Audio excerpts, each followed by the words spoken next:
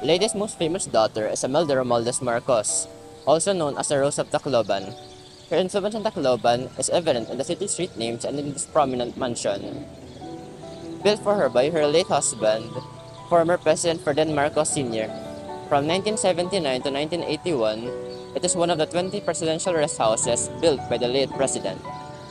Santo Niño Shrine is one of the most visited attractions in Tacloban City, as it houses antiques, artifacts, furnitures, and art pieces from all around the world that was collected during the Marcos regime.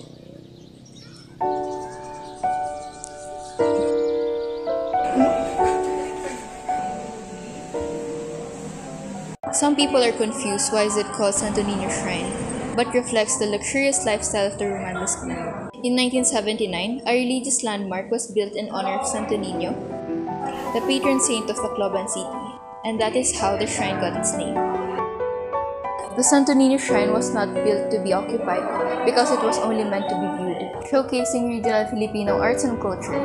Aside from that, Imelda wanted to show people that she has an ancestral house in Tacloban City, where it depicts the past and contribution of the Romualdez clan to the history.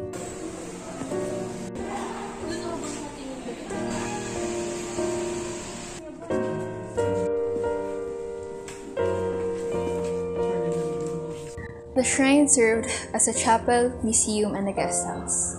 However, it's said that Imelda stayed in the house only once. For all its grandeur, the property was sequestered by the Presidential Commission on Good Government in 1986 as a part of a campaign to recover the Marcos family's ill-gotten wealth.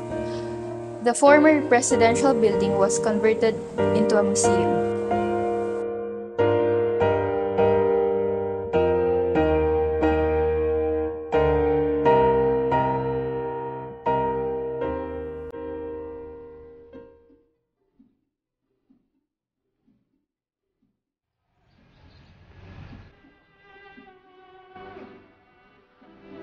The shrine is open every day, even on weekends, from 8 a.m. to 5 p.m.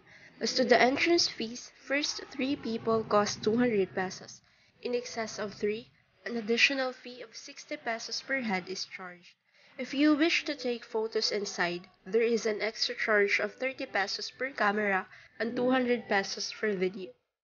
Upon entering the shrine, you will be directed to each chapel dedicated to Santo Niño, the patron saint of Tacloban City. At the altar is an image of the Santo Niño de Leyte. Beside the Santo Niño were icons of Saint Remedios and Saint Vincent, which remarkably are the names of Imelda's parents. This section of the museum is lit by beautiful chandeliers hanging above rows of pews made of nara arranged like a banig.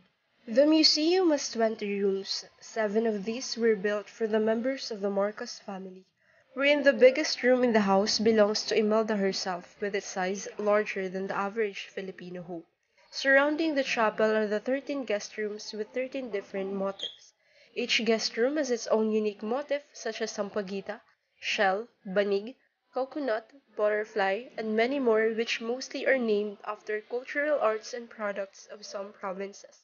Each room also displays framed signed photographs of Imelda and late President Marcos.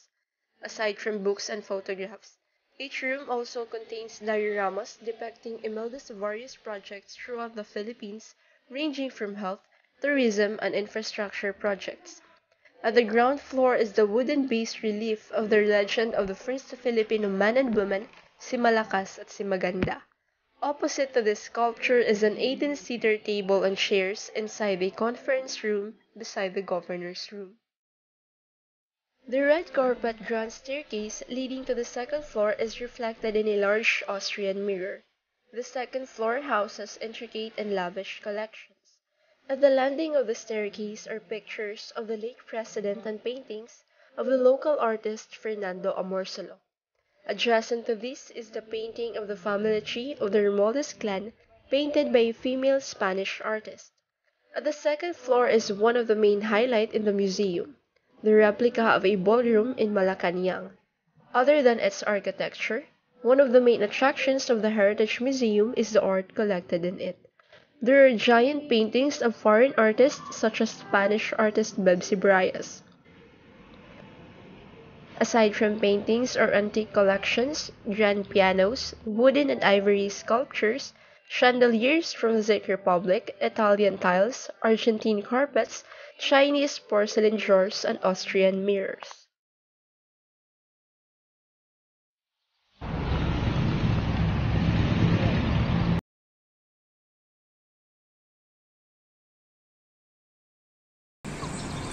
The Housecom Museum reflects to the official representation of Imelda's past and her role as the mother of the country.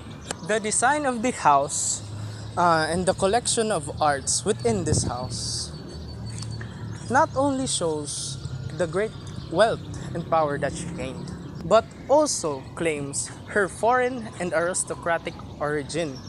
The objects also convey a representation of the First Lady that she wanted to make her people and the world believe that she was born and destined to lead. It will be observed that she wanted to show the image of herself just like the ancient Filipino babaylan, the narrator of the people's story, the bearer of ginhawa, the steel butterfly, the compassionate First Lady who contributed prosperity to the world, and above all, the mother of the country. The Santo Niño shrine represents Imelda Marcos, and that is Imeldific.